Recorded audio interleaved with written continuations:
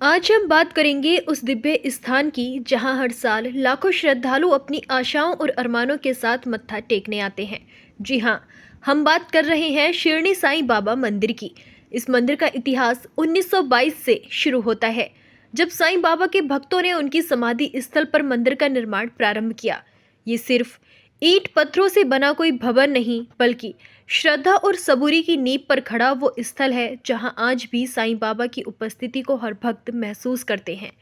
कैसे बना ये मंदिर, कौन कौन जुड़े इस पावन निर्माण से, और कैसे एक छोटे से गांव शिरडी ने बनाई विश्व भर में अपनी पहचान, आइए जानते हैं इस चमत्कारी धाम का इतिहास भावनाओं और भक्ति के साथ। सबसे पहले जानते हैं शिरडी के साईं बाबा का इतिहास। शिरडी एक लोकप्रिय धार्मिक पर्यटन स्थल है जहां प्रतिदिन भारी संख्या में पर्यटक आते हैं। शिरडी महान संत साईं बाबा का निवास स्थान है। शिरडी का मुख्य आकर्षण शिरडी शहर के मध्य में स्थित साईं बाबा समाधि मंदिर है। साईं बाबा के पार्थिव शरीर को यहीं पर चिर विश्राम दिया गया था। साईं बाबा समाधि मंदिर का निर्माण 1917 से 1918 में नागपुर के एक करोड़पति और साईं बाबा के परम भक्त श्रीमंत गोपाल राव बूटी ने करवाया था। मूल रूप से इसका निर्माण भगवान कृष्ण की मूर्ति स्थापित करने के लिए किया गया था, लेकिन बाद में ये स्थान बन गया जहां साईं बाबा के अंतिम अवशेष रखे गए थे। ये समाधि मंदिर दुनिया भर के बाबा के भक्तों के लिए अपार श्रद्धा रखता है। साईं बाबा समाधि मंदिर अत्यंत सुंदर और उत्कृष्ट डिजाइन के साथ निर्मित शिरडी का प्रमुख आकर्षण है। समाधि सफेद संगमरमर के पत्थरों से निर्मित है। समाधि के चारों ओर सजावटी सजावट से सुसज्जित एक रेलिंग बनी हुई है।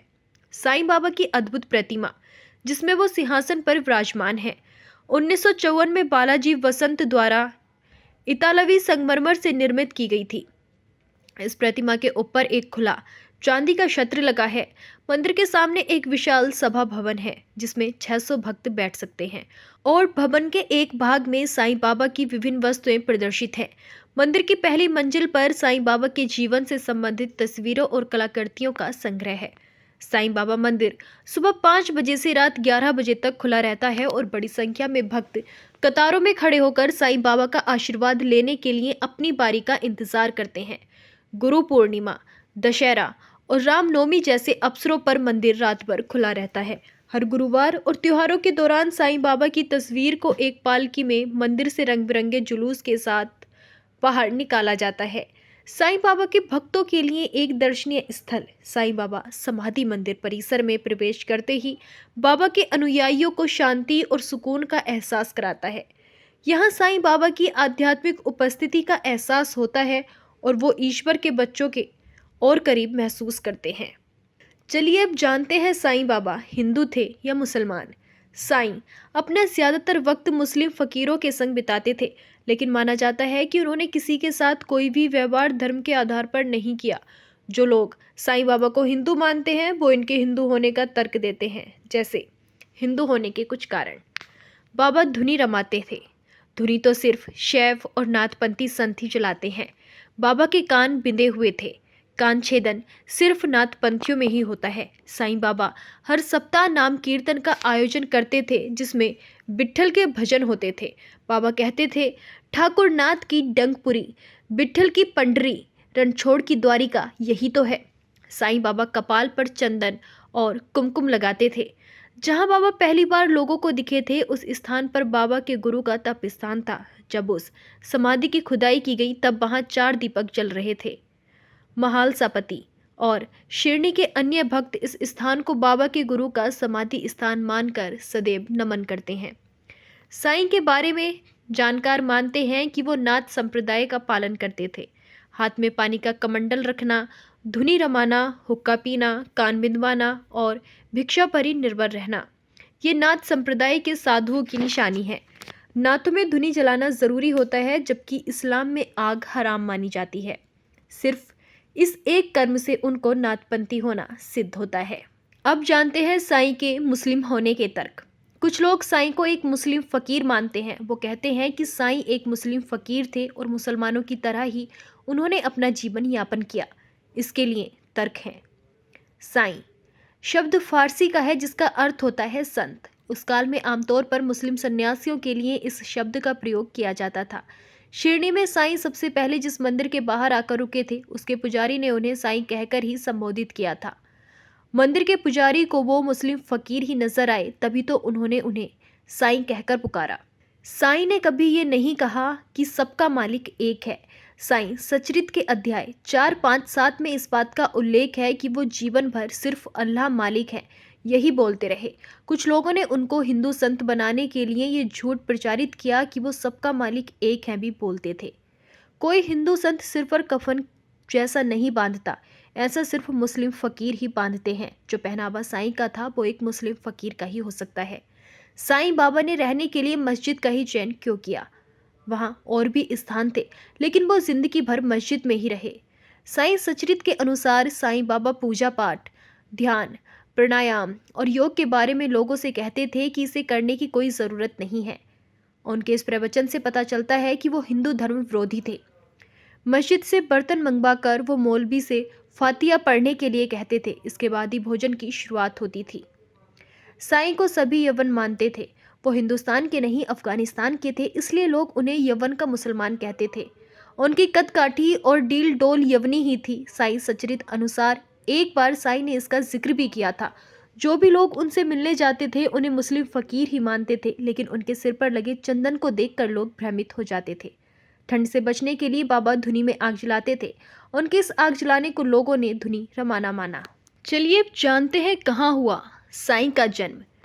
महाराष्ट्र के पाथरी गांव में साईं बाबा का जन्म 28 सितंबर 1835 को हुआ था। कुछ लोग मानते हैं कि उनका जन्म 27 सितंबर 1838 को तत्कालीन आंध्र प्रदेश के पथरी गांव में हुआ था और उनकी मृत्यु 28 सितंबर 1918 को शिरडी में हुई। ज़्यादातर जगह पर लिखा है कि साईं 1854 में पहली बार शिरडी में देखे गए। तब वो किशोर अवस्था में थे। यदि उनकी उम्र उस वक्त 16 वर्ष थी तो इस मान से 1838 में उनका जन्म हुआ होगा। खुद को साईं का अवतार मानने वाले सत्य साईं बाबा ने बाबा का जन्म 27 सितंबर 1830 को महाराष्ट्र के पाथरी गांव में बताया है। ये सत्य है। साईं की बात माने तो शिरडी में साईं के आगमन के समय उनकी उम्र 23 से 25 के बीच रही होगी। सत्य साईं बाबा का अनुमान सही लगता है क्योंकि उनकी जीवन यात्रा पर विचार करें तो उनकी इसी उम्र में शिरडी में प्रवेश होना चाहिए। ऐसा विश्वास किया जाता है कि महाराष्ट्र के परभड़ी जिले के पाथरी गांव में साईं बाबा का जन्म हुआ था और सेलियों में बाबा के गुरु पैकुंचा रहते थे। ये हिस्सा हैदराबाद निजामशाही का एक भाग था। भाषा के आधार पर प्रांत रचना के चलते ये हिस्सा महाराष्ट्र में आ गया, तो अब इसे महाराष्ट्र का हिस्सा माना जाता था। चलिए अब जानते हैं कौन थे साईं बाबा के माता पिता।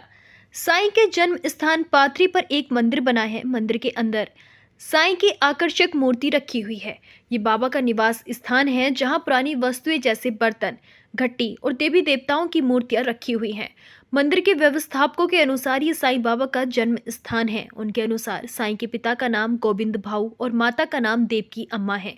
कुछ लोग उनके पिता का नाम गंगा भाऊ बताते हैं और माता का नाम देवगिरी अम्मा। कुछ हिंदू परिवारों में जन्म के समय 3 नाम रखे जाते थे, इसलिए बीड़ इलाके में उनके माता पिता को भगवंत राव और अनुसुईया अम्मा भी कहा जाता है। ये यजुर्वेदी ब्राह्मण होकर कश्यप गोत्र के थे। साईं के चले जाने के बाद उनके परिवार के लोग शायद हैदराबाद चले गए थे और फिर उनका कोई अता पता नहीं चला। शशिकांत शांताराम गडकरी की किताब सदगुरु साईं दर्शन के अनुसार साईं ब्राह्मण परिवार के थे। उनका परिवार वैष्णव ब्राह्मण, यजुर्वेदी शाखा और कौशिक गोत्र का था। उनके पिता का नाम गंगा भाऊ और माता का नाम देवकी गिरी था। देवकी गिरी के 5 पुत्र थे। पहला पुत्र रघुपत भुसारी, दूसरा दादा भुसारी, तीसरा हरिबाबू भुसारी, चौथा अंबादास भुसारी और 5वें बलवंत भुसारी थे। साईं बाबा गंगा भाऊ और देवकी के तीसरे नंबर के पुत्र थे। उनका नाम था हरिबाबू भुसारी। साईं बाबा के इस जन्म स्थान के पास ही भगवान पांडुरंग का मंदिर है। इसी मंदिर के बाईं ओर देवी भगवती का मंदिर है, जिसे लोग सप्त शिंगरी देवी का रूप मानते हैं। इसी मंदिर के पास चौधरी गली में भगवान दत्तात्रेय और सिद्ध स्वामी नरसिंह सरस्वती का भी मंदिर है, जहां पवित्र पादुका का पूजन होता है। लगभग सभी मराठी भाषियों में नरसिंह सरस्वती का नाम प्रसिद्ध है। थोड़ी ही दूर पर राजाओं के राजबाड़े हैं। यहाँ से 1 किलोमीटर दूर साईं बाबा का पारिवारिक मारुति मंदिर है। साईं बाबा का परिवार हनुमान भक्त था। वो उनके कुलदेवता थे। ये मंदिर खेतों के मध्य है, जो मात्र एक गोल पत्थर से बना है। यही पास में एक कुआं है जहां साईं बाबा स्नान कर मारुति का पूजन करते थे। साईं बाबा पर हनुमान जी की कृपा थी। चलिए बात करते हैं साईं की शिक्षा दीक्षा की। साईं बाबा की पढ़ाई की शुरुआत घर से ही हुई। उनके पिता वेद पाठी ब्राह्मण थे। उनके सानिध्य में हरिबाबू ने बहुत तेजी से वेद पुराण पढ़े और वो कम उम्र में ही पढ़ने लिखने लगे। 7 से 8 वर्ष की उम्र में साईं को पाथरी के गुरुकुल में उनके पिता ने भर्ती किया ताकि ये कर्मकांड सीख लें और कुछ गुजर बसर हो। यहाँ ब्राह्मणों को वेद पुराण आदि पाठ पढ़ाया जाता था। जब साईं 7 से 8 वर्ष के थे तो अपने गुरुकुल के गुरु से साक्षात्कार करते थे। गुरुकुल में साईं को वेदों की बातें पसंद आई, लेकिन वो पुराणों से सहमत नहीं थे और वो अपने गुरु से इस बारे में बहस करते थे। वो पुराणों की कथाओं से संभ्रमित थे और उनके खिलाफ थे। तर्क वितर्क द्वारा वो गुरु से इस बारे में चर्चा करते थे। गुरु उनके तर्कों से परेशान रहते थे। वो वेदों के अंतिम और सार्वभौमिक सर्वश्रेष्ठ संदेश ईश्वर निराकार है इस मत को ही मानते थे। अंत में हारकर गुरु ने कहा, एक दिन तुम गुरुओं के भी गुरु बनोगे। साईं ने वो गुरुकुल छोड़ दिया। गुरुकुल छोड़कर वो हनुमान मंदिर में ही अपना समय व्यतीत करने लगे, जहां वो हनुमान पूजा अर्चना करते और सत्संगियों के साथ रहते। उन्होंने 8 वर्ष की उम्र में ही संस्कृत बोलना और पढ़ना सीख लिया था। उन्होंने चारों वेद और 18 पुराणों का अध्ययन कर लिया था। चलिए बात करते हैं साईं बाबा के शिरडी में प्रथम प्रवेश की। वैकुंठा की आशा से साईं बाबा घूमते फिरते शिरडी पहुंचे। तब शिरडी गांव में कुल 450 परिवारों के घर होंगे। शिरडी के आसपास घने जंगल थे। वहां बाबा ने सबसे पहले खंडोबा मंदिर के दर्शन किए और फिर वो वैकुंठा के बताए उस नीम के पेड़ के पास पहुंच गए। नीम के पेड़ के नीचे उनके आसपास एक चबूतरा बना था, जहां बैठकर बाबा ने कुछ देर ध्यान किया और फिर वो गांव में भिक्षा मांगने के लिए निकल पड़े। ग्रामीणों ने उन्हें भिक्षा में काफी अन्न दिया। उसे ग्रहण कर वो बाकी बचा भोजन पीछे पीछे चल रहे श्वान को खिलाते गए और पुनः नीम के झाड़ के पास आ बैठे। उनका प्रतिदिन का ये नियम बन गया था। नीम के झाड़ के नीचे ही सोना, उठना, बैठना, ध्यान करना और फिर गांव में भिक्षा मांगने के लिए निकल पड़ना। कुछ लोगों ने उत्सुकतावश पूछा कि आप यहाँ नीम के वृक्ष के नीचे ही क्यों रहते हो। इस पर बाबा ने कहा कि यहाँ मेरे गुरु ने ध्यान किया था, इसलिए मैं यही विश्राम करता हूँ। कुछ लोगों ने उनकी इस बात का उपहास उड़ाया। तब बाबा ने कहा कि यदि उन्हें शक है तो वो इस स्थान पर खुदाई करें। ग्रामीणों ने इस स्थान पर खुदाई की, जहां उन्हें एक शिला नजर आई। शिला को हटाते ही एक द्वार दिखा, जहां 4 दीप जल रहे थे। उन दरवाजों का मार्ग एक गुफा में जाता था, जहां गौमुखी आकार की इमारत, लकड़ी के तख्ते, मालाएं आदि नजर आए। इस घटना के बाद लोगों ने बाबा के प्रति श्रद्धा ज्यादा जगा दी। बाबा ने उनके झोले में वही ईंट निकाली और उस दीपक के पास रख दी और ग्रामीणों से कहा कि इसे पुनः बंद कर दें। महालसापति, श्यामा और शिरडी के अन्य भक्त इस स्थान को बाबा के गुरु की समाधि स्थान मानकर सदैव नमन करने लगे। प्रमुख ग्रामीणों में महालसापति और श्यामा बाबा के अनुयायी बन गए। वायजा माई नामक एक महिला थी जो बाबा को प्रतिदिन भिक्षा देती थी। यदि बाबा किसी कारणवश भिक्षा लेने नहीं आते तो वो खुद नीम के वृक्ष के नीचे उनको भिक्षा देने पहुंच जाती थी। गांव के हिंदू और मुसलमानों के बीच इसको लेकर चर्चा होती रहती थी कि बाबा हिंदू हैं या मुसलमान। 3 महीने बाद बाबा किसी को बिना बताए शिरडी छोड़कर चले गए। लोगों ने उन्हें बहुत ढूंढा, लेकिन वो नहीं मिले। चलिए अब जानते हैं कि कैसे पड़ा साईं का नाम साईं। 3 महीने बाद अचानक ही साईं कहीं चले गए और 3 साल बाद चांद पाशा पाटिल के साथ उनकी साली के निकाह के लिए बैलगाड़ी में बैठकर बाराती बनकर आए। इस बार तरुण फकीर के वेश में बाबा महालसापति के यहाँ गए तो उनको यहाँ साईं, आओ साईं कहकर स्वागत किया गया। तब से उनका नाम साईं बाबा पड़ गया। महालसापति विश्वकर्मा समुदाय के थे और सुनारी का काम करते थे। आज लोग इसका अर्थ यूँ निकालते हैं, साईं का अर्थ हरि और बाबा का अर्थ भाव। महालसापति को साईं बाबा भक्त के नाम से पुकारते थे। महालसापति और श्यामा को साईं बाबा में अटूट विश्वास था। वो उनको चमत्कार और संतत्व को जानते थे। माना जाता है कि ये बात 1854 की है, जबकि बाबा का दूसरी बार शिरडी में आगमन हुआ। लेकिन शिरडी के लोगों का कहना है कि 1856 से 58 में साईं बाबा नीम के नीचे पहली बार नजर आए। चलिए अब हम आपको बताते हैं कि शिरडी जाने का अच्छा समय कौन सा होता है। गुरुवार को साईं की पूजा का दिन माना जाता है, इसलिए हफ्ते के इस दिन पर आपको सबसे ज़्यादा श्रद्धालु मिलेंगे।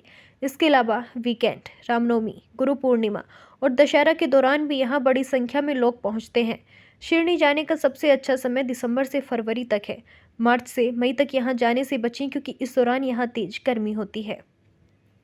चलिए अब आपको बताते हैं कि कैसे पहुंचे शिरडी। यदि आप हवाई यात्रा करना पसंद करते हैं तो निकटतम हवाई अड्डा श्री साईं बाबा अंतर्राष्ट्रीय हवाई अड्डा है, जो शहर के दक्षिण पश्चिम में स्थित है। मुंबई, इंदौर, बेंगलुरु, हैदराबाद, चेन्नई, दिल्ली और कोलकाता से शिरडी के लिए घरेलू उड़ानें उपलब्ध हैं। हवाई अड्डे के बाहर टैक्सी और सरकारी एसी बसें आपको शिरडी बस स्टेशन तक ले जाती हैं, जहां से आप मंदिर तक पैदल जा सकते हैं। वैकल्पिक रूप से आप पुणे हवाई अड्डा से शिरडी के लिए बस ले सकते हैं, जो आपको किफ़ायती विकल्प है। रेलगाड़ी। यदि आप रेलगाड़ी से यात्रा करना पसंद करते हैं तो पूर्ण तांबा शिरडी लिंक पर स्थित साईं नगर शिरडी रेलवे स्टेशन शिरडी को मध्य रेलवे के सोलापुर मंडल की मनमाड़ दौंड लाइन से जोड़ता है। मुंबई, पुणे, विजयवाड़ा, सिकंदराबाद, चेन्नई, मैसूर, तिरुपति और नई दिल्ली जैसे प्रमुख शहरों से शिरडी के लिए दैनिक, साप्ताहिक और द्वि-साप्ताहिक ट्रेनें चलती हैं। ये रेलवे स्टेशन शिरडी साईं बाबा समाधि मंदिर से लगभग 3 किलोमीटर दूर है और श्री साईं बाबा संस्थान ट्रस्ट स्टेशन से मंदिर तक बसें चलाता है। आप मंदिर तक पहुंचने के लिए रेलवे स्टेशन से ऑटो रिक्शा, साझा जीप या कैब भी किराए पर ले सकते हैं। सड़क। शिरडी सड़क मार्ग से अच्छी तरह जुड़ा हुआ है और महाराष्ट्र के सभी हिस्सों के साथ साथ हैदराबाद, बेंगलुरु और इंदौर जैसे शहरों से भी यहाँ के लिए लगातार अंतर्राज्यीय और अंतर्राज्यीय बस सेवाएं उपलब्ध हैं। AC sleeper, seater, non AC sleeper या स्टैंडर्ड बसों जैसी विभिन्न सुविधाओं वाली निजी और सरकारी बसें उपलब्ध हैं। मुंबई, पुणे, औरंगाबाद या नासिक जैसे आसपास के शहरों से शिरडी तक गाड़ी से जाना भक्तों के बीच एक लोकप्रिय विकल्प है। मुंबई से ईस्टर्न एक्सप्रेस हाईवे और घोटी सिन्नर होते हुए शिरडी तक जाने वाली सड़क पर खूबसूरत पहाड़ी सड़कें हैं, जिन पर गाड़ी चलाना बेहद आनंददायक है। शिरडी में घूमना आसान है क्योंकि ये एक छोटा शहर है और ज़्यादातर जगहों तक पैदल पहुंचा जा सकता है। शहर के चारों ओर घूमने के लिए टैक्सी बुक की जा सकती है या आप शिरडी के बाहरी इलाकों से आगे, जहां घूमने लायक कई जगह हैं, घूमने के लिए टैक्सी का इंतज़ाम कर सकते हैं। शिरडी से आसपास के शहरों के लिए स्थानीय बसें चलती हैं और आप अपने गंतव्य तक पहुंचने या शहर में घूमने के लिए ऑटो रिक्शा या शेयरिंग ऑटो किराए पर ले सकते हैं। चलिए अब जानते हैं शिरडी साईं बाबा मंदिर के खुलने का समय क्या है। शिरडी साईं बाबा मंदिर सुबह 5 बजे खुलता है और रात 11 बजे बंद हो जाता है। इस दौरान मंदिर में कई अनुष्ठान भी होते हैं। भक्त आरती और पूजा जैसे अनुष्ठानों में शामिल हो सकते हैं। शिरडी साईं बाबा मंदिर में सेवा और पूजा का क्या महत्व है, चलिए जानते हैं। साईं सत्य व्रत पूजा। शिरडी साईं बाबा मंदिर परिसर में हर 3 महीने में एक बार पूर्णिमा के दिन ये विशेष पूजा निःशुल्क की जाती है।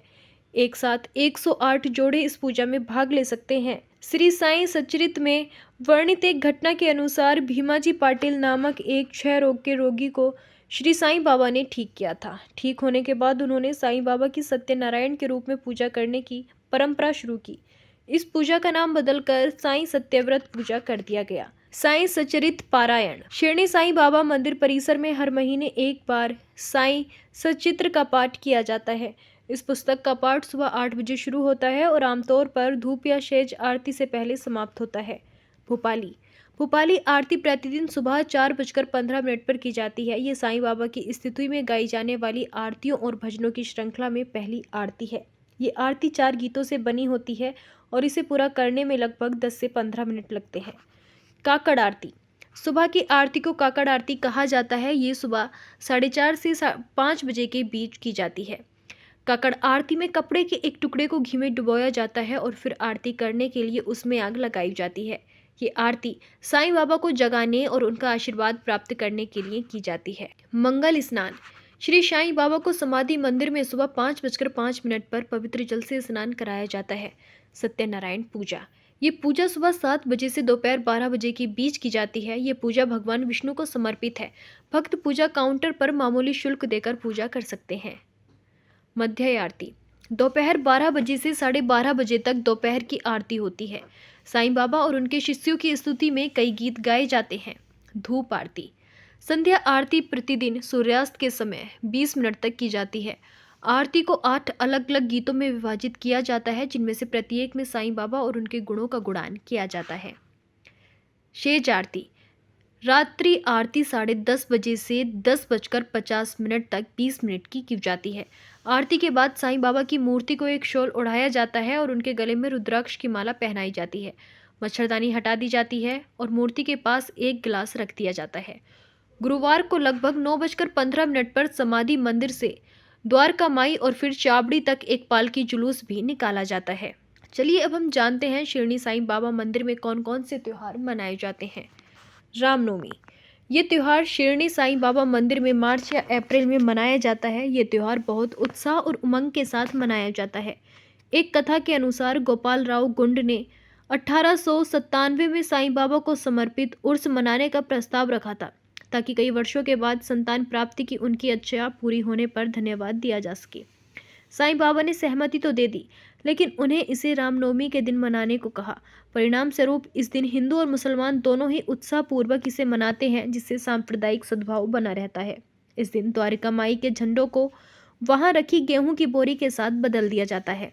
गुरु पूर्णिमा, जुलाई महीने की पूर्णिमा के दिन शिरडी में गुरु पूर्णिमा बहुत श्रद्धा और समर्पण के साथ मनाया जाता है। ये दिन गुरु को समर्पित है और उनके सम्मान और आशीर्वाद के लिए विशेष पूजा की जाती है। व्यास पूजा महाकाव्य महाभारत के रचयिता वेद व्यास को सम्मान में की जाती है। विजयदशमी, विजयदशमी के दिन को श्री साईं बाबा के नश्वर जीवन का परित्याग कर परम धाम गमन का दिन भी कहा जाता है। इस दिन को श्री साईं पुण्यतिथि भी कहा जाता है। इस पर्व के दौरान गुरु दक्षिणा के साथ ब्राह्मण भोजन का आयोजन किया जाता है। पूरे भारत से तीर्थयात्री भी साईं बाबा के दर्शन करने शिरडी आते हैं।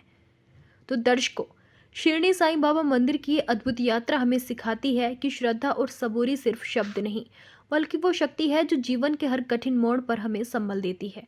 एक छोटे से गांव से शुरू हुई ये भक्ति की लौ आज दुनिया भर में फैली है और करोड़ों दिलों में साईं बाबा की शिक्षाएं आज भी जिंदा हैं।